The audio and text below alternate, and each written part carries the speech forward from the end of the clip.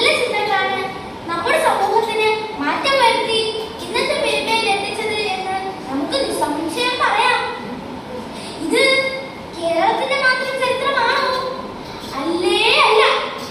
ഇത് നമ്മുടെ രാജ്യത്തിന്റെയും ലോകത്തിന്റെയും എല്ലാം നല്ല നാളുകൾക്ക് ഹേതുവായത് നല്ല ചിന്തകളിൽ നിന്നുയർന്നുവന്ന ഊർജമാണ്.